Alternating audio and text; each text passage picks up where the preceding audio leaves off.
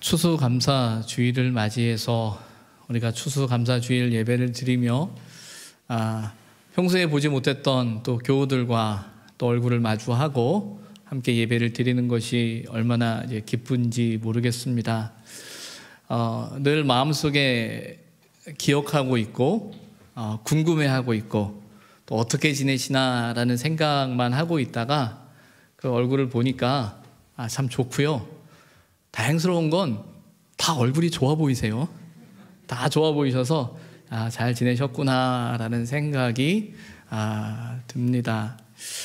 우리가 추수감사주일을 이렇게 맞이하면서 이번 추수감사주일은 아마 조금 더 특별한 감사절이 아닐까라는 생각을 합니다. 감사가 쉽지 않죠. 감사의 이유를 찾기가 결코 쉽지 않음을 우리는 압니다. 왠지 모르게 올해는 감사의 단어가 어색하게 느껴질지도 모르겠습니다. 감사하라고 하니까 감사는 하긴 해야겠는데 마음으로부터 움직이는 어떤 그런 감사가 쉽지 않다라는 생각이 들어요. 날 구원하신 주 감사라는 이 찬양을 가족들끼리 좀 같이 좀 불러서 함께 우리가 은혜를 좀 나누었으면 좋겠습니다 라고 하면서 교우들에게 이제 보내고 협조를 구해서 또 많은 분들이 또 참여했지만, 또 한편으로는 내가 형편을 아는데, 교우들의 상황을 아는데, 어떻게 사는지 얼마나 힘든지 알고 있는데 너무 감사를 강요하는 건 아닌가라는 생각이 들어서 한편으로는 또 죄송한 마음도 또 미안한 마음도 있었던 게 사실입니다. 또 그럼에도 불구하고 또 귀한 찬양으로 귀한 마음으로 또 함께 감사의 노래를 불러주신 분들께 감사드리고, 또 함께 하진 못했으나 그 마음속에 또 하나님을 향한 그 감사가 우리 모두에게 있지 않을까라는 생각을 갖습니다. 우리가 이 감사의 시간을 보내면서 또 감사절 예배를 드리면서 참으로 우리가 깊이 생각하는 것은 우리의 감사의 의미가 무엇일까, 감사의 이유가 무엇일까라는 그 생각을 조금 더 깊이 했으면 좋겠다라는 생각을 갖습니다. 예수님께서는 천국을 비유로 우리에게 말씀하고 계시죠. 물론 이제 마태복음 13장의 말씀뿐만 아니라 이 마태복음을 통해서 우리에게 말씀하고 계시는 이 마태라는 사람을 통해서 예수님의 말씀하신 그 메시지는 천국에 대한 이야기고 하나님의 나라에 대한 이야기예요. 그런데 주님께서 말씀하시는 천국은 우리에게 천국을 알게 하시는, 천국을 왜 알게 하실까, 왜 천국을 우리에게 말씀하고 계실까라는 생각을 해보게 됩니다. 단지 지식일까요? 너희들이 천국을 알아야 돼, 천국이라는 게 있어, 그런 게 있어, 이게 그런 거야 라는 이야기를 하고 계실까? 아니면 우리에게 그 천국을 살길, 천국을 살아내길 원하실까라는 생각을 해보게 됩니다.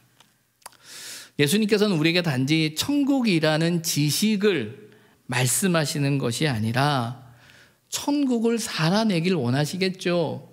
천국을 살아라 라고 말씀하고 계시죠. 천국을 알고 천국의 가치를 따라 살아가길, 그리고 그렇게 사는 것이 복이다 라고 말씀하고 계시는 게 이 마태복음의 또 말씀입니다. 근데 문제는 저와 여러분이 그것을 동의하고 그 가르침에 우리가 따르고 있느냐라는 거예요. 아니 목사님 무슨 말씀이에요? 당연한 거죠. 그 가르침 앞에 그 뜻에 따라야지요 라고 말씀하실지는 모르겠으나, 막상 우리의 삶의 자리에 있어서 천국의 의미와 천국의 가치를 소중히 여기고 그렇게 살아가기에는 우리가 살아가는 그 삶의 자리가 쉽지 않다라는 사실을 알죠. 쉽게 동의가 안 되고 조금만 생각해 보면 거기는 너무 멀게만 느껴져서 오늘이라는 이 삶 속에 참 오늘 내가 살아내야 하는 삶과는 전혀 상관이 없는 것처럼 보여지는 그 느낌 앞에서 때로는 좌절할 때가 있는 게 사실이에요. 그러나 끊임없이 주님은 우리에게 말씀하시죠. 그 천국을 살아라 라고 말씀하십니다. 구약의 메시지 중에 하나는 하나님의 백성된 이스라엘 백성이 하나님을 의지하며 살아야 된다라고 말씀하고 계시는 거거든요. 하나님의 백성으로서 너희는 나를 의지하고 내 말대로 하나님의 뜻대로 말씀대로 살아야 된다. 그래야 된다라고 말씀하고 계시는 게 구약의 메시지 중에 하나예요. 그런데 우리가 예언서의 말씀을 통해서, 특별히 역사서의 말씀을 통해서 보게 되면 이스라엘의 선택은 하나님이 하시는 그 말씀과는 좀 다른 선택들을 하고 있는 것을 보게 되죠. 전혀 하나님을 무시하고 하나님은 안 계신다라고 말하지는 않는 것 같아요. 하나님을 알아요. 하나님 앞에 제사도 드리고 또 하나님의 말씀을 따라 뭔가 하는 것처럼 보여지는데 그들은 또 이렇게 이야기합니다. 하나님, 옆 나라 보니까, 다른 사람들 보니까 그렇게만 살지는 않더라고요. 그런데 그들의 선택도, 그들의 모습도 나쁘지 않은 것 같아요. 우리가 하나님을 믿지만 하나님 말고도, 아니 하나님하고도 또 무언가를 의지하면 더 잘 살 수 있지 않겠습니까? 라고 그들이 말하는 것 같아요. 하나님께서 여러 선지자들을 통해서 끊임없이 말씀함에도 불구하고 그들은 들으면서도 전혀 듣지 않는 그 모습을 우리는 성경 속에서 발견하게 되죠. 더 나아가서는 그들이 하나님 앞에 제사를 드리고 하나님의 말씀대로 살아간다라고 하지만 하나님이 하시는 말씀은 너희가 너희의 기쁨을 위해서 그렇게 한다라고 말씀하고 계시며 그 제사가, 그 예배가 하나님을 향하지 않았다라고 말씀하시는 그 경고와 또 심판의 말씀을 우리는 듣게 되죠. 특별히 우리가 밤기도회 요즘 이제 아모스 선지자의 말씀을, 선지서의 말씀을 우리가 읽어가고 있는데 그 말씀을 보게 되면 이런 표현이 나오거든요. 너희가 내게로 돌아오지 아니하였다라는 말이 나와요. 하나님께서 북이스라엘을 향한 하나님의 심판의 말씀을 하시면서 재앙 속에서 재앙을 위한 재앙이 아니라 재앙 속에서 너희가 나에게 돌아와야 산다라는 말씀을 하고 싶은데 그렇게 말씀하고 계시는데 이스라엘 백성은 전혀 돌아오지 않는 모습을 그리고 있어요. 이 모습이 성경만의 이야기일까라는 생각을 해보게 됩니다. 그런데 신약에 와서 예수님께서 우리에게 말씀하고 계시는 게 이제는 천국인 거예요. 천국을 소망하며 천국 백성으로의 삶을 살아야 한다라는 이야기를 끊임없이 하고 계시는데 우리는 어쩌면 구약에 나오는 이스라엘 백성들처럼 맞아요, 그래요, 그렇지요 라고 하지만 사실은 전혀 다른 길을, 또 다른 삶을 살고자 하고 있지는 않나라는 생각이 듭니다. 그런 면에서 예수님께서 이 천국 백성에 대한, 천국에 대한 끊임없는 말씀은 우리에게 그 천국을 살아내길 원하시는 주님의 마음으로 우리에게 들려지는 거죠. 마태복음 13장에 나오는 이 천국의 비유는 우리로 하여금 어떻게 천국을 살아갈 것인가, 천국이 무엇인가를 우리에게 말씀하시죠. 씨 뿌리는 비유를 통해서는 천국 말씀을 잘 듣는 마음의 밭이 필요하다라고 말씀하십니다. 또 가라지의 비유를 통해서는 천국 말씀을 잘 듣는 마음의 밭을 가지고 그 좋은 씨가 뿌려졌지만 거기에 또 가라지가 뿌려져서 우리의 마음을, 우리의 삶을 흔들어 놓는다. 그러니 그 유혹 가운데, 그 시험 가운데 흔들리지 말고 살아라 라는 말씀을 하고 계시는 것 같아요. 그리고 겨자씨와 누룩의 비유를 통해서는 천국을 완전히 성취하실, 이루실 하나님의 역사를 보게 합니다. 가장 작고 보이지 않는 것처럼 보이는 그 천국이 궁극적으로 하나님께서 성취하시고 역사하심을 통해서 우리가 생각하는 그 이상의 놀라운 성장과 변화의 역사를 이루는 것이 천국이다라고 우리에게 말씀하고 계시는 거예요. 이제 남은 건 하나님이 성취하시고 이루실 그 천국을 우리가 소유하는 거죠. 우리가 선택하는 거예요. 우리가 누려야 되는 거예요. 어떻게 누릴까? 어떻게 우리가 선택할까? 그 선택이 필요한데 어떻게 할까라는 거예요. 때로는 우리의 선택은요, 우리 믿음과 우리의 기대를 반영합니다. 어떤 믿는 것, 어떤 기대, 그 가운데 선택을 하는 거예요. 제가 운전하면서 이제 라디오를 종종 많이 듣습니다. 뭐 음악 방송도 듣기도 하지만 시사에 관련된 뭐 경제나 여러 가지 이야기를 들어요. 거기 이렇게 듣다 보면 늘 교회라는 공간 안에서 경험했던 제 경험과 전혀 다른 세상에 대한 이야기를 들으면서 아주 많이 배우고, 아, 저 이야기가 저 이야기구나라는 이렇게 배울 때가 많이 있는데, 지난주 중에 이제 운전을 하면서 들었던 뉴스의 내용은 뭐였냐면 옵티머스에 대한 이야기였어요. 제가 처음 옵티머스를 딱 들었을 때, 제가 아는 옵티머스는 옵티머스 프라임밖에 없어요. 도영이가 옵티머스 프라임이 뭔지 알지, 도영아?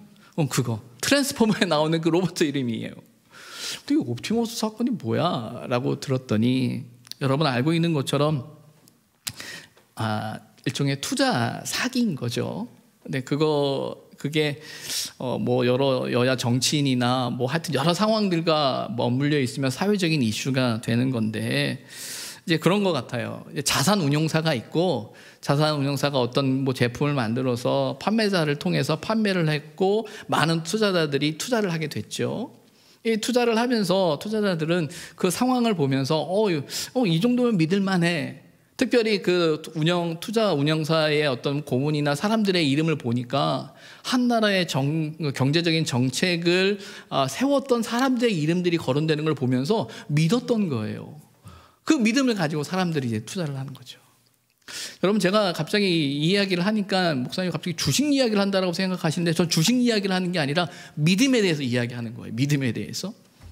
이제 그렇게 사람들이 하는 거죠. 근데 문제는 그게 사기가 됐다라고 이제 이야기를 하면서 뉴스에서 이야기하는 건 그겁니다. 사람들에게, 투자자들에게 잘못된 믿음을 줬다라는 거죠. 그걸 잘 보고 판단되는데 잘못된 믿음을 줘서 이에 대한 책임이 있다라고 하면서 성토하는 라디오 방송이었어요. 그렇게 이야기를 들으니까 그게 어떤 맥락인 건지 이해가 되더라고요. 그러면서 빅히트 엔터테인먼트 이야기를 하는 거예요. 빅히트 엔터테인먼트는 우리가 잘 아는 BTS의 소속사입니다. 그 회사가 지난 15일 날 상장을 했다고 해요. 근데 상장을 하자마자 최고치를 찍었는데 단 2분을 못 폈다라고 합니다. 2분이 지나서 갑자기 떨어지기 시작하는 거예요. 그래서 사람들이 생각할 때는 이 BTS가 어떤 그룹이에요? 세계적인 그룹이잖아요. 빌보드 차트 1위를 하면서 어떻게 한국 사람들이 저러지 싶을 정도로 대단한. 그래서 얼마 전에 뭐 중국에서 약간 이 문제가 있었을 때도 중국 사람들이 막 성토해도 미국에서 도리어 사람들이 막 성토하면 그 문제를 덮어버릴 정도로 영향력이 있는 그 상황인 거죠. 그러니까 바로 그 회사에서 이제 상장을 하게 되니 아마 사람들이 뭐 팬심이 됐던 어떤 형태가 됐던 많이 샀던 것 같아요. 근데 문제는 하자마자 이제 그런 문제가 벌어지면서 사람들이 이야기하는 게 결국은 그들이 가졌던 어떤 믿음이 있었는데, 그 믿음 때문에 어떤 위험을 무릅쓰고 그렇게 했는데, 확실하다는 그 생각 때문에 그렇게 했는데, 이런 결과가 나오는 걸 보면서 그거에 대한 이야기를 하는 거예요. 저는 그런 모든 뉴스에 대한 이야기를 이렇게 들으면서 제 마음에 드는 생각은 이 믿음에 대한 생각이 많이 들더라고요. 우리가 믿는다라고 말하는데 분명히 그들 안에는 어떤 믿음들이 있었거든요. 근데 제가 이렇게 목회를 하면서 이렇게 성도들을 만나다 보니까 사실은 이런 일들이 남의 일이 아니에요. 너무 많아요. 너무 많아요. 저도 마찬가지인 거고. 근데 그 상황들을 보게 되면 무언가 믿음이라는 것이 작용하고 있다는 걸 보게 되는 거예요. 그러다 보니까 뭐라고 얘기합니까? 믿었는데.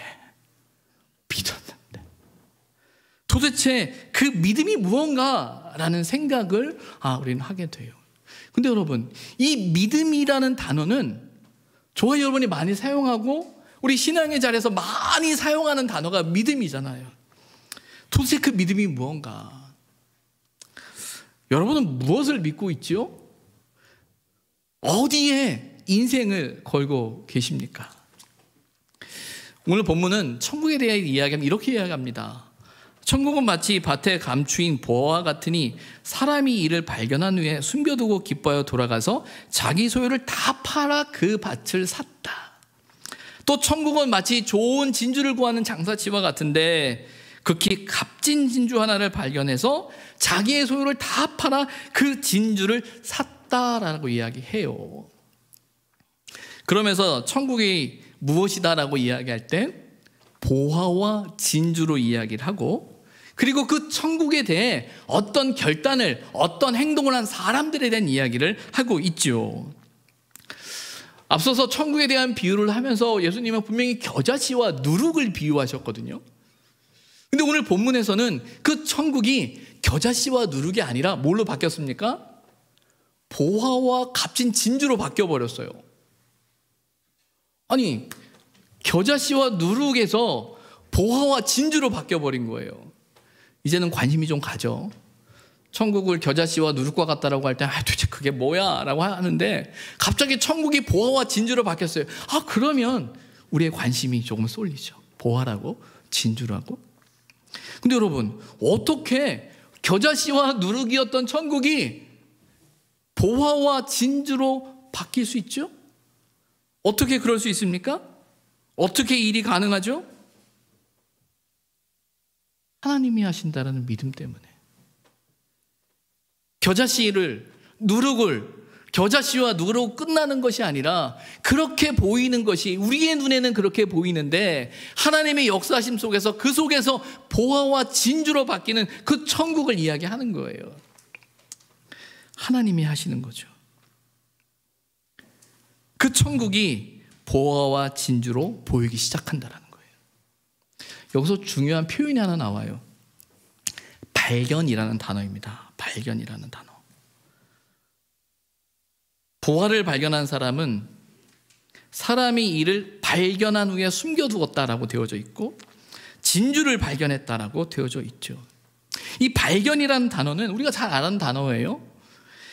밝혀지지 않은 것을 찾아낸다라는 의미의 발견이라는 단어예요. 근데 이 발견이라는 단어는 과학적인 의미에서 이런 의미도 포함돼요. 새로운 것을 찾아내는 것뿐만 아니라 찾아낸 사실이 무엇인지 확인하는 과정도 포함되는 게 발견이라는 거예요. 새로운 것이기도 하지만 내가 알았던 사실이 무엇인지 확인하는 과정이 발견이다라는 거예요. 그런 면에서 저와 여러분의 신앙의 자리에서도 발견의 과정이 절대적으로 필요해요. 오늘 본문에 보게 되면 이 발견하는 두 사람이 나와요. 한 사람은 밭을 갈다가 보화를 발견한 사람이죠. 근데 아마 그 밭은 자기의 밭도 아닌 것 같아요. 아마 소작농으로서 이제 밭을 갈았던 사람인 것 같고, 그러다가 보화를 발견한 사람이 있고, 또 어떤 사람은 그 진주를 찾던 사람이에요. 더 좋은 진주, 그게 뭘까라는 생각을 하면서 그 진주를 찾던 사람이 그 진주를 발견하는 모습을 그리고 있는 거예요. 우리 신앙생활에 있어서 이 발견이라는 과정을 놓쳐버리면 우리는 시험에 빠집니다. 왜 나는 모를까? 왜 나는 알지 못할까? 다른 사람들은 다 그게 보화라고 하고 진주라고 말하는데 나는 왜 모를까? 여러분, 모를 수 있습니다. 당연해요. 그럴 수 있어요. 중요한 건 모른다라고 그치는 것이 아니라, 모르는 것으로 그침이 아니라 발견해가는 과정, 그 과정이 신앙의 생활이라는 거예요. 보화와 진주의 문제는요, 단지 구호가 아니에요. 이게 좋은 거야, 이게 괜찮은 거야, 이게 가치 있는 거야 라고 말하는 그 말로, 그 명제로 정의되어지는 것이 아니라, 그것이 우리의 삶 속에서 발견되어지는 발견의 은혜가, 발견의 역사가 있을 때 보화가 되고 진주가 되는 거예요. 천국이 원래는 겨자씨였는데 보화가 되는 게 아니라 천국은 천국이에요. 근데 중요한 건 우리가 그 발견의 과정을 통해서 보화인 줄 아는 거고 진주인 줄 깨달아가는 그 과정이 우리에게 필요하다는 거예요. 그래서 하나님은 저와 여러분의 삶 속에 그 발견의 과정을 허락해 주셨어요. 모를 수도 있고요, 때로는 의심갈 수 있고요, 때로는 전혀 이해할 수 없기도 하고요, 전혀 그게 무슨 의미야 라고 생각될 수 있어요. 하지만 그 발견의 시간 속에서 그 알물, 그 깨달음을 통해 이게 정말 보화구나, 이게 정말 진주구나 라는 사실을 발견하게 된다는 거죠. 발견의 은혜가 저와 여러분 가운데 있기를 소망합니다. 근데 중요한 건 발견으로 끝나선 안 된다라는 거예요. 중요한 건. 오늘 본문에 보게 되면 뭐라고 나옵니까?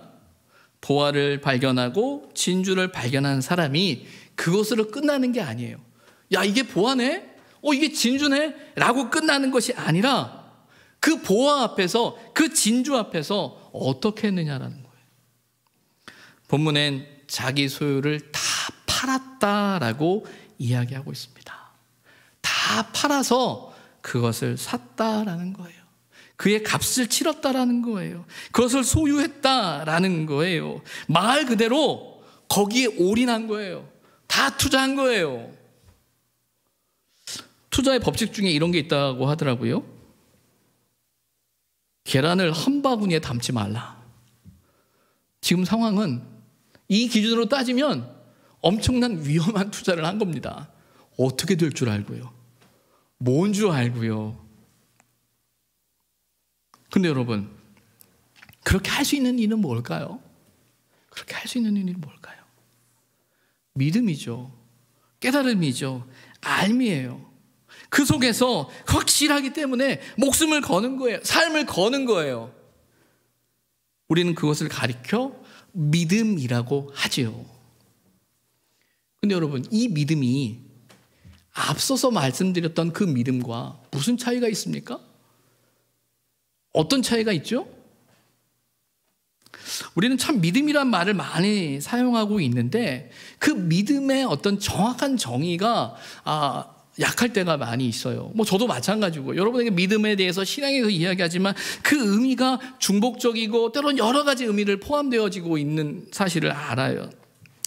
이에 대해서, 믿음에 대해서, 신앙에 대해서 잘 설명한 책을 제가 보게 됐어요.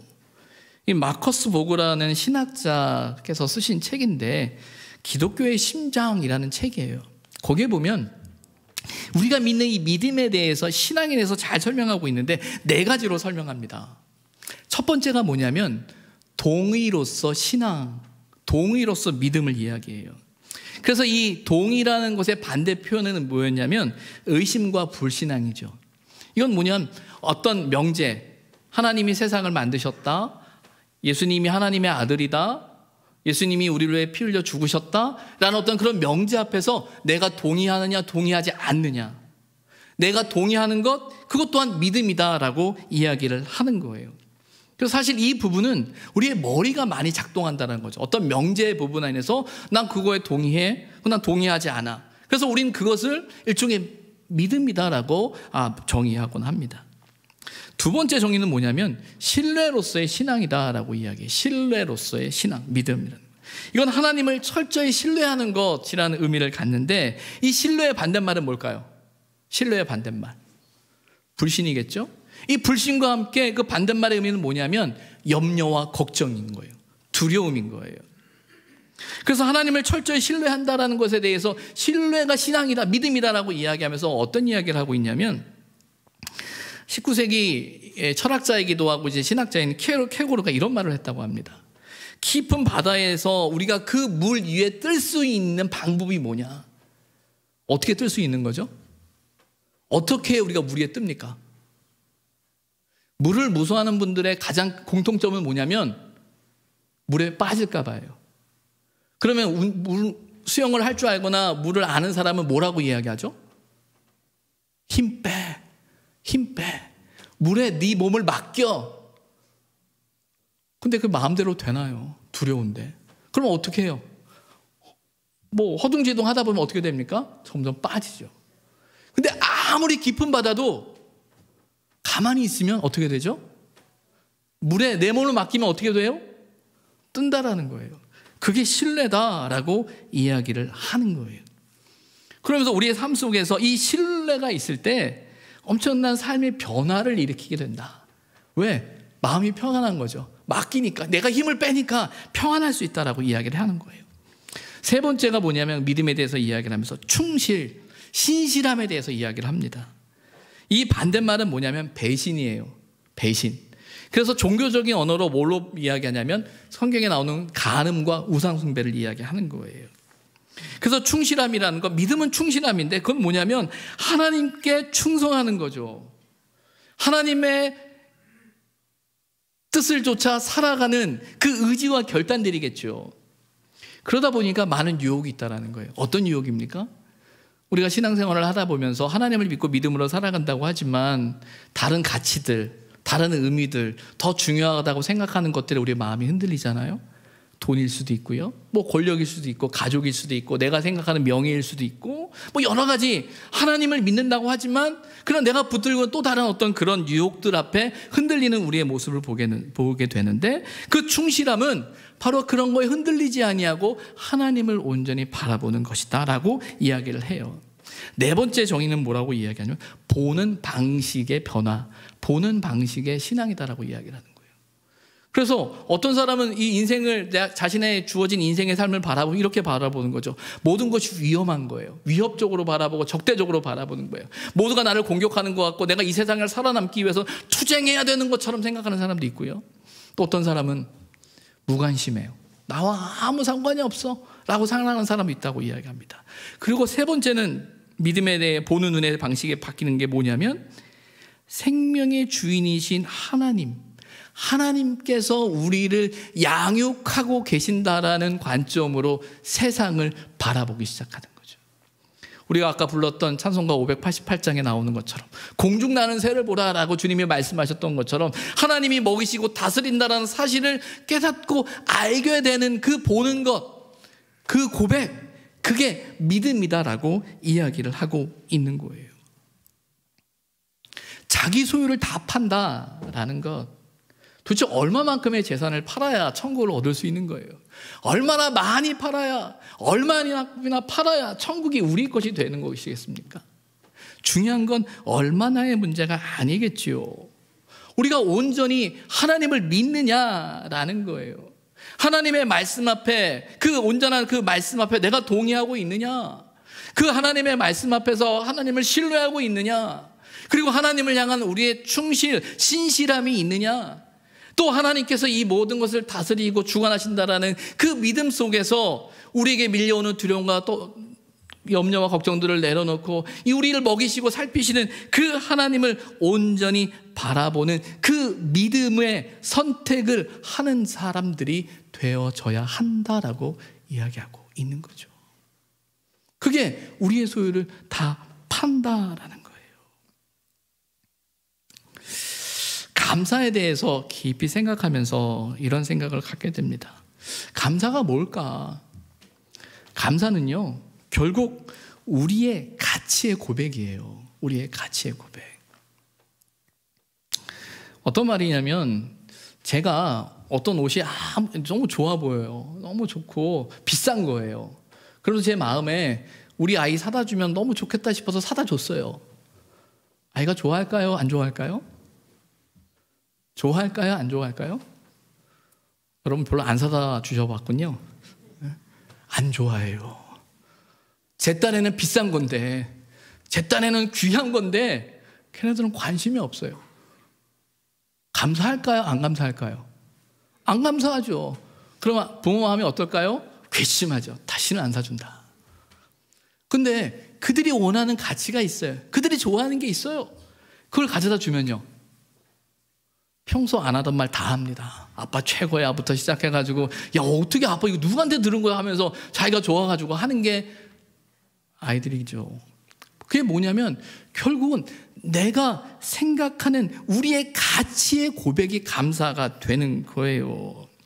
근데 문제는 우리는 그 감사의 이유를 찾을 때 나의 가치의 이유에 기준을 둔다라는 거예요. 내 가치, 내가 좋아하는 것, 내가 필요하는 것, 내가 원하는 것, 거기에 맞춰졌을 때 감사한다라고 생각하는 거예요. 하지만 신앙을 가진 우리에게 있어서의 감사는 나의 감사의 기준에, 나의 가치 기준에 맞추는 게 감사가 아니라 하나님의 가치 기준에 맞추는 게 감사라는 거예요. 그런 면에서 저와 여러분의 신앙의 자리는 아직도 발견 중일지도 모릅니다. 그 과정을 발견해 가고 있는지도 몰라요. 그 과정 속에 하나님께서 분명히 알게 하실 거예요. 하나님이 원하시는 그 감사, 그 가치가 무엇인지 말씀하시죠. 저와 여러분의 그 선택에 후회가 없었으면 좋겠어요. 우리가 그것에 우리의 생명을 걸고 목숨을 걸 때 후회 없는 선택 되었으면 좋겠어요. 우리 교회가 언제부터 이 종교개혁주일과 추수감사주일을 함께 이렇게 했는지는 잘 모르겠지만 우리는 늘 추수감사주일과 종교개혁주일을 함께 이렇게 지켜옵니다. 오늘이 그 종교개혁주일이기도 한데, 이 추수감사, 이 감사에 대한 이슈와 종교개혁주일이라는 그 이슈를 이렇게 생각하다 보다 보면 이 종교개혁이 뭘까라고 할 때 종교개혁의 핵심은요, 말 그대로 하나님을 믿는 하나님의 말씀에 대한 가치와 의미를 새롭게 발견하고 그 가치에, 그 의미에 목숨을 건 개혁을 이룬 게 종교개혁이에요. 그 가치 핵심은 뭐냐면 이겁니다. 우리의 영혼의 구원은 우리의 공로가 아니라 하나님의 은혜다라는 거예요. 그 전에는 우리의 공로로, 우리의 열심으로, 우리의 무엇으로 구원을 이룬다라고 생각했는데 종교개혁의 핵심은 아니다. 우리가 하는 것이 아니라 철저히 하나님의 은혜이며 하나님의 긍휼이며 하나님의 사랑이다라는 거예요. 그 가치를 깨닫게 되니까 감사한 거죠. 그 가치를 깨달으니까 은혜로운 거죠. 그 가치를 깨달으니까 자유하게 되는 거예요. 그게 종교개혁이에요. 그렇다면 오늘 저와 여러분의 삶 속에서 우리의 감사의 이유가 무엇인지 우리는 다시금 생각해야 하는 거죠. 우리의 감사가 나의 가진 것에 감사가 아니라 하나님의 주신 것에 대한 고백이 될 때, 하나님이 이루신 것에 대한 고백이 될 때 우리는 감사할 수 있는 겁니다. 그래서 날 구원하신 주 감사라고 우리가 노래할 수 있는 것입니다. 기도하겠습니다.